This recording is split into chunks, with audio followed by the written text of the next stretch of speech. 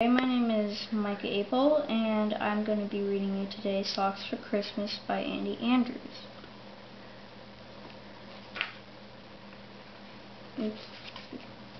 There are 24 hours in a day, only 24. That translates to 1,440 minutes or 86,400 seconds every single day of my adult life.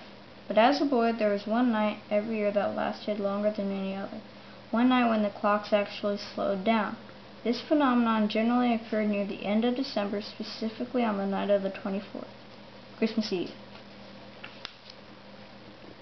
I had gone to bed at 9:00 p.m. after leaving a note, pound cake, and a glass of buttermilk for Santa Claus.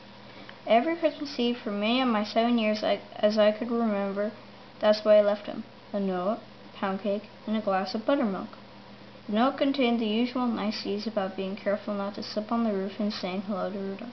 But its primary purpose was, of course, to make one last stab at getting the presents I wanted. The pound cake was left over from Jesus' birthday party, which we had celebrated before bedtime. And the buttermilk? Well, the buttermilk was always left because my dad insisted it was Santa's favorite drink. Personally, I hated the stuff, but since my father drank by the gallon, I assumed he knew. By 10:30 I was still awake. I was mentally tracing Santa's route to our house at 1505 Randall Road. It did concern me somewhat that he might not find me because of the mistake on the road signs. Randall at one end of our road was spelled with one L, and at the other end the sign proclaimed Randall with two L's. Would he be able to locate me? Maybe we could get confused and come to Randall Road once, and later enter the neighborhood by the way of Randall Road, and I'll get presents twice. Not likely I knew, but these are the kinds of things a kid thinks about on Christmas Eve. Earlier I had heard on the local news that Santa's sleigh had been tracked en route leaving Thailand, and the predictions were that he would soon be in Singapore. I wasn't sure where Singapore was, but I thought it might be near Mississippi, which was the state next to us.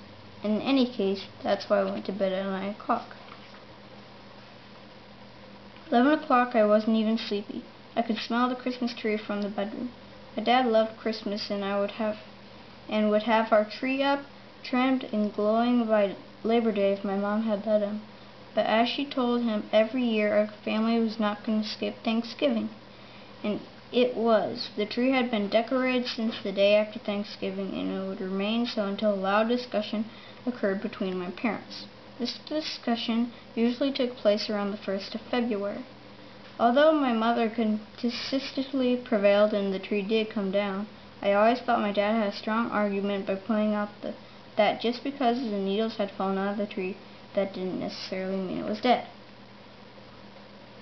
The tree itself stretched 50 feet in the air. The fact that we only had an 8-foot ceiling cast a shadow of doubt on my recollection of this particular point.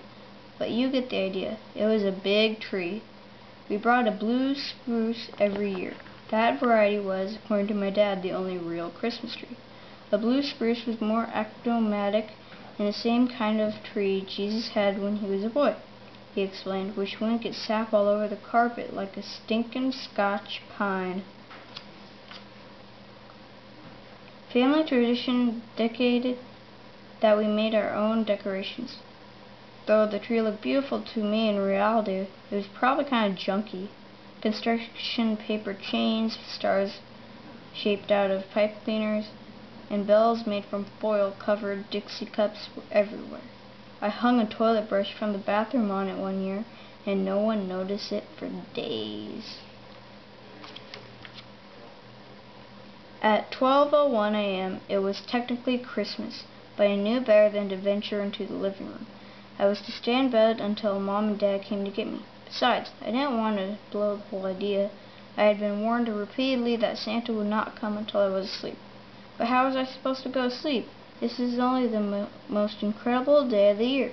This was no way I was going to go to sleep. I'd have to fake it and just hope Santa wasn't as sharp as everyone said. No way I was going to sleep. I just wouldn't. Heck, I'd already been awake for a week.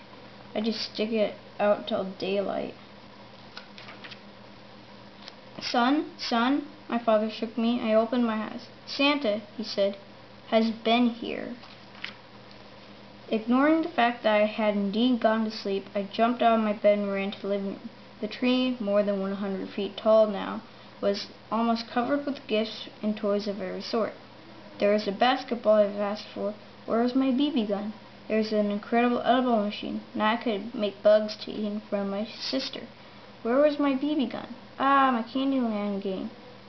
Baseball glove, G.I. Joe. My BB gun must be in one of the wrap presents.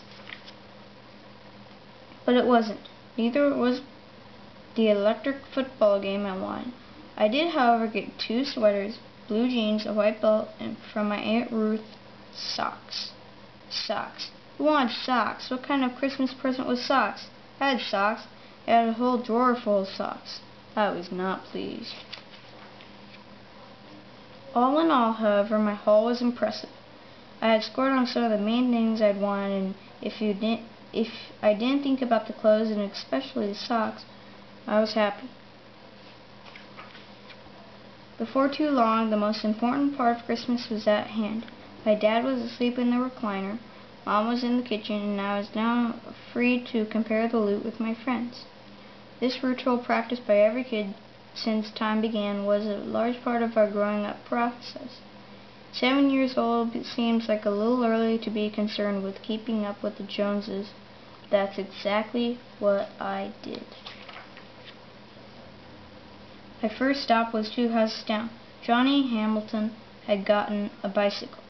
It had tiger-striped banana seat and spider handlebars. It was beautiful, but he wouldn't let me ride it, so I left. Later that day, while showing off for Kathy Burns, Johnny tried to pop a wheelie, fell off the bike, and cried. I laughed. Down the street, Greg and Richard Frarley were in the guinea pig business. Mr. Frarley had made a trip to the emergency room early that morning after being bit by the one-named Charlie. He hated those guinea pigs after that, but he never again tried to put a bow on one. Roger Lofton had gotten the electric football game I had won, graciously pointing out the flaws that, in particular model, I generally acted unimpressed. Roger had also received a Rock'em and Sock'em robots. We didn't play with them because, thanks to his brother Stuart, they were already broken. Danny Foster's dad was a doctor. They lived across Cherokee Avenue in another much nicer neighborhood.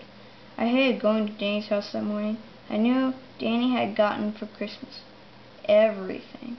He had an Operation game, Battleship, a tetherball set, a little Dulux model electric football game, a real mini bike for horsepower, a bicycle like Johnny's, only better, a trampoline, a swing set, and a BB gun. I stayed at Danny's house for more than an hour. Danny really knew how to show a good time. We dug a hole in the van sit lot next door and put the box from the trampoline over it. Great fort. Walking home, I was imagining Christmas dinner. I felt sure that we'd have the same wonderful menu that we'd had the year before. Turkey and dressing with cranberry sauce, sweet potato casserole with pecans and brown sugar on top, peas, corn, pickled peaches, and homemade rolls.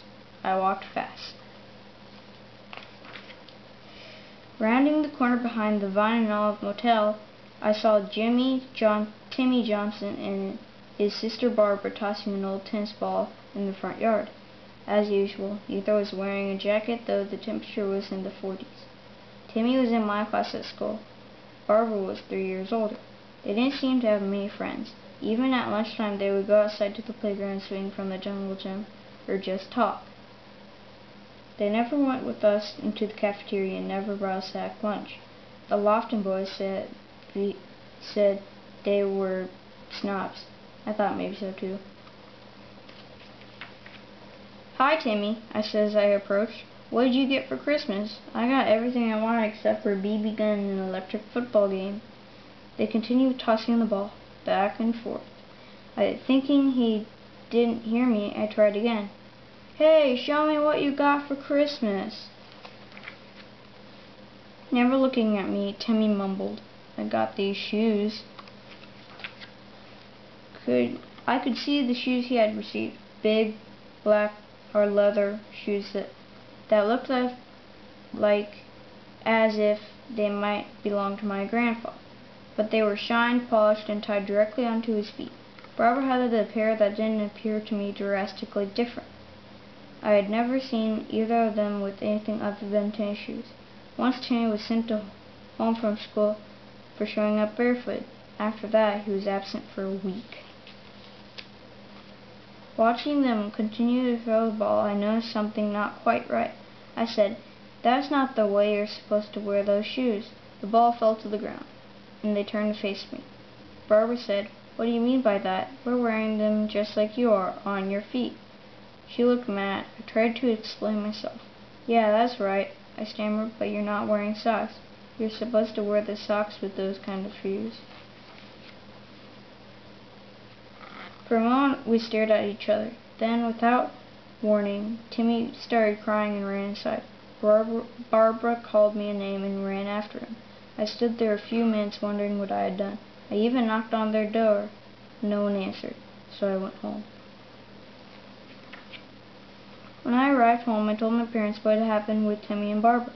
I told them exactly what I'd said. My mom had tears running down her cheeks, and my dad picked me up and carried me to the bedroom. I thought I was about to get a spanking, but instead he hugged me. He told me all about why Danny Foster got big presents and why I didn't get the electric football game. Gently, he explained me about Santa Claus and buttermilk, and then, wiping the tears from my face, he told me why my friends didn't wear socks with their shoes. I now remember that day as an awakening. I had never known there were families without enough to eat. Amid all the decorations and songs and parties surrounding our most magical holiday, it had never occurred to me that some parents might do without the luxury of socks for their children simply because they couldn't afford them.